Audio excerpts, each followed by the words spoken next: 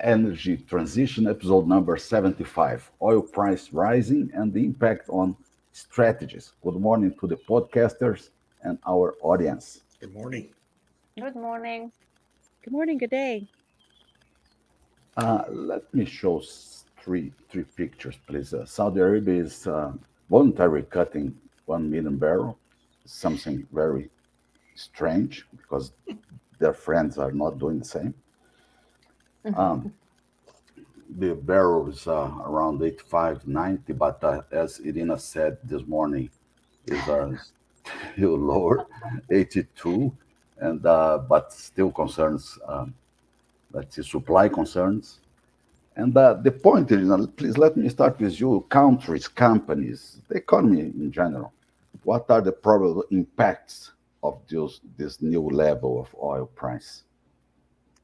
Well, the most immediate effect is everything getting more expensive because if oil prices are higher, then fuel prices are higher, at least here, uh, which is very different from the United States, where I know that fuel stations compete on low prices, but here nobody cares. Here, when Brent crude goes up by $5, every single fuel station operator raises prices. And when fuel prices are higher, everything else goes higher. So that's not good for consumers. But there's still uncertainty. I was thinking today that the uncertainty about where oil prices are going to head in the next few days is higher than I can remember it, because I just read that US shale operators, some of the biggest operators in the shale patch, are reporting higher well productivity rates. It's a surprise for them, apparently. But yes, the wells that were producing less than expected last year are now producing more than expected. So it could go either way, really. Nobody could ever know where prices are going to be. But yes, of course, the Saudi cuts are making traders think about fundamentals for a change after they spent the first half of the year watching the Federal Reserve, watching the European central banks, watching China. I have no idea what they expected from China. Chinese oil demand was at records, but the media was saying, well, look at China's recovery. Look at China GDP numbers. Oh, this is not going to last. So oil was down, even though oil demand from China was at a record high. And now global oil demand was at a record in July, and traders began to pay attention to this. And then the Saudis cut, and now they extended the cuts, which I think we all expected. It wasn't a surprise. Now they're saying that they might deepen the cuts. They're going to do anything they can to keep prices higher. Hi, Yeah. David. Yeah, they want, in fact, Saudi really, when you look at where the Brent price is now, this is really supposedly the target Saudi Aramco was looking for when they implemented the million barrel a day cut August 1st or July 1st. But now they've said they're going to extend it through September. And that's an interesting thing because, a lot of the analysts last week were saying, oh, well, we just think Saudi's going to Yeah. do away with that million barrel a day cut come September 1st. This is a very temporary thing. And now Aramco's announcing, no, we're going to continue it through September, make no commitment for the rest of the year. And so was $85 Brent really the target? When they implemented it, when they made the announcement, they were going to implement it in mid-June. Brent was sitting around $72 a barrel. And, the scuttlebutt was they wanted to get it to 85, between 85 and 90. And as Irina just said, it's in between 85 and 90, and yet Saudi's going to continue that cut. So that tells us, I think, that Saudi Arabia wants the price significantly higher than at current levels. There's a general consensus, I think, that is formed among analysts, which is always a dangerous thing on oil prices, that the market is undersupplied by as much as 2 million barrels a day. And, you know, the condition of inventories in the U.S. anyway seemed to support that notion last week. We had huge drawdowns announced by both API and the EIA. But, you know, who knows what's going to happen this week? Those inventories may be right back up again. And because those, you know, those inventory estimates have a lot to do with throwing darts at a dartboard. And so I'm always hesitant to try to predict where oil prices are going. I think if anyone really knew, that person would be richer than Bill Gates. I mean, why would you do anything other than invest in oil futures if you knew where the price was going? So you know, there's a consensus that the price is going to continue to rise, and that will have dramatic implications for prices on as Irina said, pretty much everything, and decision making by both governments and corporations for the rest of the year, if it's true. And tell me, the relationship among countries may be something risky. Well, you know, if you look at how the net zero transition is going, and the prices are a double-edged sword. On the one hand, the higher prices feed the narrative that, well, we need more renewables because oil is so expensive and natural gas is so expensive. So we better double down on building wind and solar. But on the other hand, it also affects those like the UK that wants to drill more, because then it's like, well, we need to drill more because oil prices are high. So if we drill more and we have these things, then we can not only secure our own supply, but we can bring the price down. So it's this balancing act, I think, between those who are hoping for high prices to justify the transition and using those high prices in order to drill more and put more on the market to lower the prices, because ultimately it's the consumers who have to pay in any of these things, whether it's the transition or just going business as usual, and people don't like to pay more. And what I think is worse for Canada is that when we have the higher oil and gas prices, we also have a carbon tax, and the carbon tax increases, you know, every year. And now the government has also put on a fuel standard charge, clean fuel standard charge. So, and it goes up incrementally every year.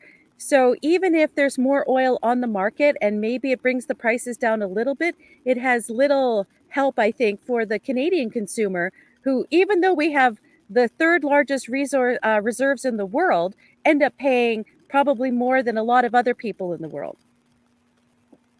It's a funny thing, if I may just add to what Tammy said about the transition.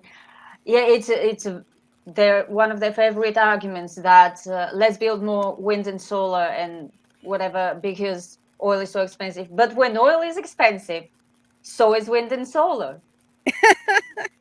Because of the energy inputs into the production of components that go into wind and solar installations. So when oil prices are higher, everything else goes higher, including the production of, say, solar panels, inverters, wind turbines, or whatever. Yep, absolutely.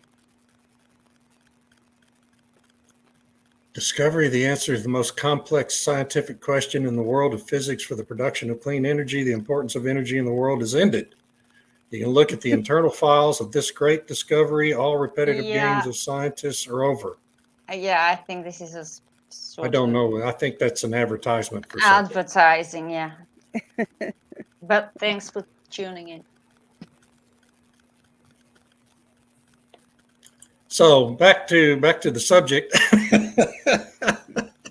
The comment about Canada's carbon tax that Tammy made piqued my interest, because we're promised in the United States, and I wonder if Canadian politicians made the same promises, that, oh my gosh, you know, if you put a tax on carbon, put a price on carbon in the form of a carbon tax or cap and trade, whatever, those revenues are going to replace all these other fees on energy that the government's collecting, and there won't be any other new fees from government that the government wants to collect. Is that how it's worked out No. for you guys in Canada? No, not at all. And Yeah, of course not. and the whole it's this incrementalism, and it's kind of like what Tony Blair talked about with the third wave of socialism in the UK, where it's how far can we tax people before they get mad. Yeah. So they keep inching it up and try to find that sweet spot of taxing people before they revolt and say, no way, get your hands off our money. And the carbon tax is something similar, because originally they said that the carbon tax would not only help fund all of these green initiatives, and the money does go into these pools where committees then get to distribute it.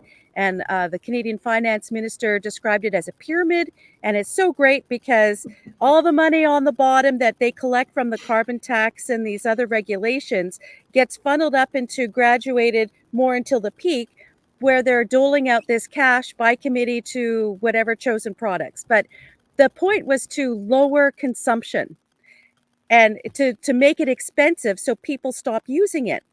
But it's inelastic demand. You know, you need that fuel to get around, to get to your work, to do all these things.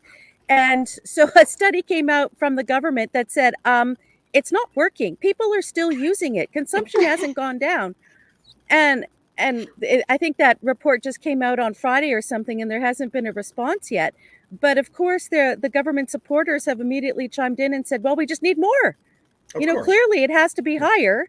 So people Tax it stop more. using, tax it more. We need to maybe accelerate our phase in of the increase in the carbon tax. So, I mean, And we But need, then- we need more taxes to fund more subsidies for renewables. And yeah, anyway. Yeah. Yeah, that they've imagine that. decided, right? That they've Yeah. decided. Yeah, but see, 1 million barrels cut in a demand of 100 million barrels cut. The price is so sensitive. Yeah. 1%. Well, it's a confidence game, right? I mean, it's the price is sensitive because you have all these different traders who are working on their derivatives and the hedging and so on, trying to get that extra bit out of it. You know, oh, am I going to catch that swing? Or, you know, if they talk it down a bit, then it goes down and the traders make more money. So, I mean, And it let's not is forget sensitive. that, let's not forget that the banks that make price forecasts that traders Right. use to gauge the market, they are traders too. Yeah. Let me show a curiosity about Brazil for you to be a whole. So Brazilian President Lula ends fuel price pegged to the US dollar, announced for discount. What does Brazil this mean? is starting discussing about this because the government abandoned the international import parity to lower fuel price, and so problems are coming because if the international price be high, we have problems to maintain to keep a low level of price. Okay. I don't know what that means. What are the implications of that? Is it just kind of another effort to sort of end the use of the petrodollar? Yeah, they are avoiding yeah. to use petrodollar. Yeah. But how is Thank it you. going to work? Do you produce enough fuels to sell on the local market, or do you need to import fuels? We import diesel and gasoline. Yeah, Then how is it going to work? yeah, exactly. So It depends on where you're importing it from. What's the biggest source of imported diesel for Brazil? nowadays, Russia. Right. So Oh, you I wouldn't want to see. use the Yeah. dollar anyway. Yeah, this is going to work. Yeah, up to a point It's a probably. different framework. Yes, yes. Ah, Yeah. right. But renewables, in this case of higher price of oil, is benefit for renewables. You believe that the investments can increase? That's been the Probably philosophy, right? You know, that's Yeah. their theory. If you make fossil fuels more expensive, wind and solar become more competitive in the marketplace, electric vehicles become more competitive on a cost basis. But that's not how it's working, is it? In the real world, and you know, it's just another piece of evidence of how this energy transition, its narratives fly in the face of what happens in the real world, and we're all left with the consequences. It's a bit sad, really, to see them being repeatedly wrong about everything. In person. But it's also entertaining. Treadmill. Oil Sharma. prices used to be heavily influenced sentimentally or politically. The operational cost of renewables is a big challenge until subsidies by governments across the world are supportive. Well, I mean, subsidies by governments across Help the with world are inflation. already supportive, right? I mean, and all that happens is that the wind and solar operators demand more subsidies whenever they become, the costs become higher than they anticipated or advertised. They just demand more subsidies. That's why the CEO at Ørsted was so mad at Germany a couple of weeks ago when BP and Total won a competitive bidding process for offshore wind projects because they can't compete in a competitive bidding process. They can only compete for subsidies. And anyway, I'd still Did like you to know where see? No, go ahead. I'd still like to know where BP and Total are going to purchase their wind turbines from. And are they buying them from Ørsted? Are they buying them from maybe direct from Siemens China. or Vestas? Direct from For China? I sure. don't know. And, Did you see the news about Siemens Energy and the loss they reported for their wind power business? Just as analysts were trying to, hush it down.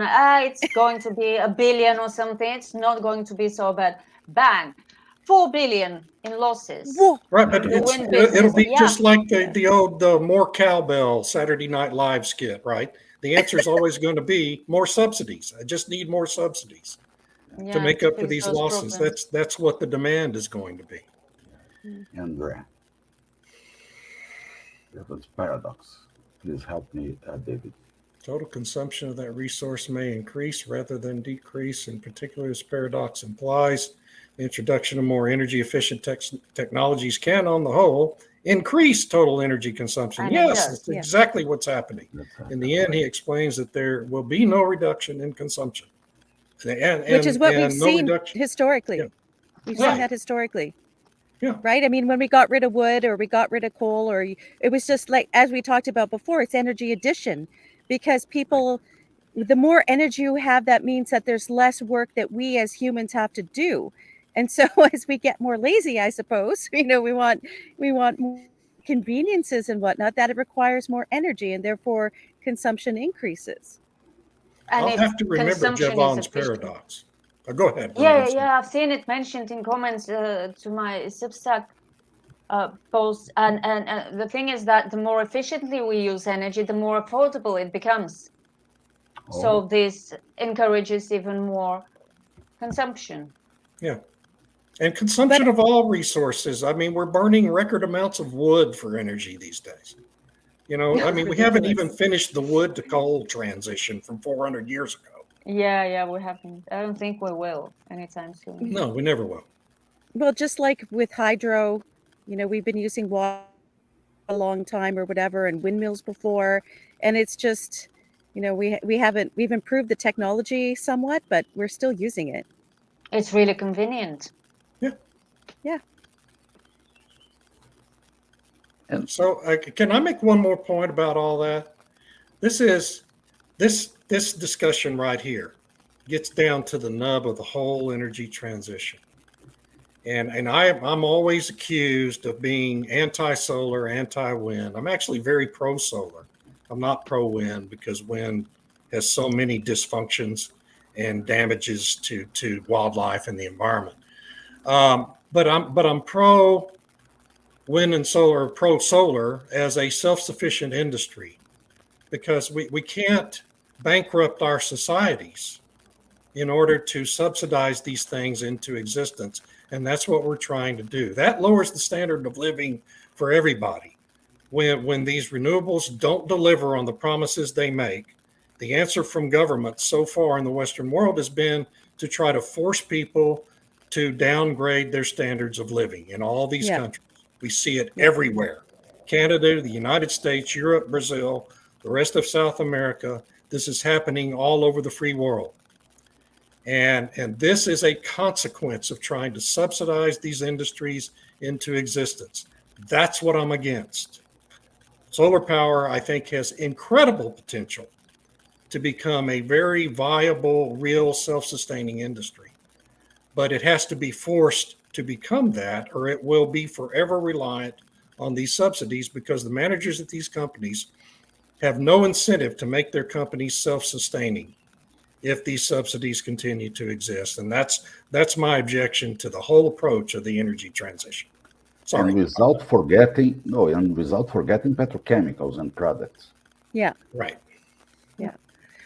I would qualify that, David. I agree with you 100%, except for with respect to solar. I think rooftop solar is really important if you want to try to be a little more self-sufficient. I just Right. disagree with putting these solar panels across the ground everywhere, because it I takes do up too, yeah. farmland, it takes up space, it affects the microclimate, the biodiversity of the areas in which they're put. The solar panels are black, which so you're covering green grass with black solar panels, which then increases ground temperature. They do give off a lot of heat. So, I mean, it's one thing when it's on your roof, which is pretty much dark anyway. And if you can capture some of that wasted energy to some extent because the sun is shining down on your house, if you can capture that to help be backup or heat your water or something like that, that's great. But Yeah. as you point out, I mean, the way that the European Union is going, and now Canada's talking about it, the US is talking about it, but quietly, is they want to reduce consumption, period. Right. So their solution is that you use less. You use And less that lowers your energy. standard of living. That Yeah, lowers your because they standard of can't living. produce more. That's why, because wind Right. and solar cannot produce more. It's funny you're talking about rooftop solar, because I just published a Substack today about solar and how rooftop solar, small scale solar, makes perfect sense. It's complementary to Yeah. the grid, but utility scale solar makes Yeah. no sense at all. No sense. Yeah. Yeah, and that's For my more than point one about reason. solar compared to wind, is solar Wind. has all this Yeah. versatility that wind just doesn't have. No, You know, it you can't can't- have it. Sharma. We read that. Yeah, sorry. Oh, we already did that question, didn't we? Yeah, but that's right. Comparing wind to solar, wind is not so good as solar. And solar, No. specifically for roofs, yeah. Good point. That's why I'm concerned about the oil companies getting in on the wind game. And I know that they have to based on these new ESG rules. And Right. the UK has now said they're going to adopt the ISSB ESG rules. So the companies are forced to do it. But Japan, I sent an article around yesterday. Japan said that they're putting a halt on some of the wind project construction because it's endangering birds and kind of ruining the countryside and so on. And I keep waiting for Texas to wake up to that reality. right. And Alberta's put a hold on some of it until, I know one element of that article said, well, we need to consider how it's going to get on the grid. But there's also significant environmental issues that you discussed, David. So yeah, I'm worried that oil companies are going to throw their hat into that ring, even though they have no choice, and then be sued down the road Right. for, killing birds. And because the environmentalists, will go after big oil. They won't go after big wind, but they Right. will definitely go after big oil. Of course they would. And No, solar panels on roads did not work. There was this They didn't experimental road in France. It was a disaster. Sadly, Yeah. they still have to make the solar panels resistant to everything that goes That over goes on the road. roads. Especially electric vehicles, which are 30% heavier than internal combustion. Especially electric cars, yes. Yeah. Cars, according to Lazar. The unsubsidized offshore wind turbines could cost 72 to 140 without upscaling to 15 to 20 megawatt turbines. Higher developer contribution of the interest rate to lower cost of finance. It is not possible to lower the cost of energy. It's not. Yeah. Good point. There was a question here. Will the oil major support green hydrogen? Shell is doing it- green hydrogen in the Middle East.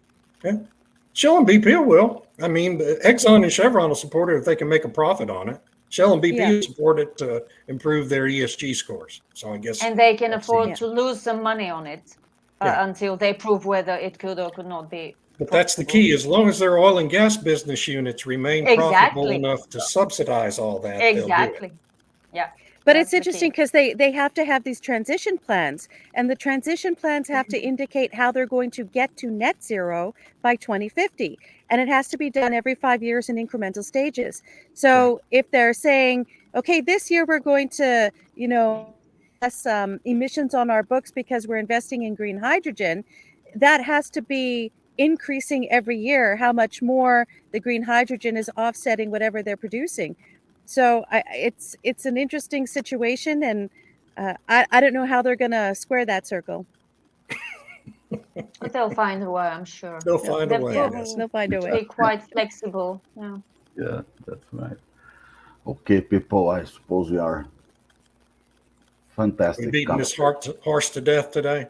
Yes, and moving from oil prices to renewables, very interesting. Great chat. Yeah, great Oh, chat. wait, I wanted to add something. So Sure. I don't know if you saw that is it the Abu Dhabi Oil and Gas Company is investing in In the Caspian. the Caspian. And Oh. Georgia just signed an agreement with, do you remember, Irina, who Georgia signed? Was it with No. Russia? No, with China. Georgia signed an agreement with China for the movement of oil and gas from Georgia through to China. Yeah, they do have a pipeline to the Caspian. Well, interesting. Yeah, so Definitely we have the interesting. BRICS conference coming up Yeah, next week or the More than- 22nd. yeah. Next week. and more than Maybe the 15 week after, countries yeah. trying to be part of BRICS. Right. So, I More mean, than it'll how be many? interesting. 15. 50? Oh, 15. 15. 15. One Still five. quite a few. So That's a- the bifurcation of challenge. our global system. And We're literally dividing into- no news about that conference here in the United States yet. Well, of course, it's not interesting. Right. Not attractive. I suspect we'll hear a lot of news about it after it's over. Yeah, that's right. Thank Maybe. you so much. Thank you, Thank Armando. you. Y'all have a great Irina. week. Thank you, David. Thanks, was a everyone. pleasure. Have a good week. Thank you. You too. Bye. Bye-bye. Bye-bye.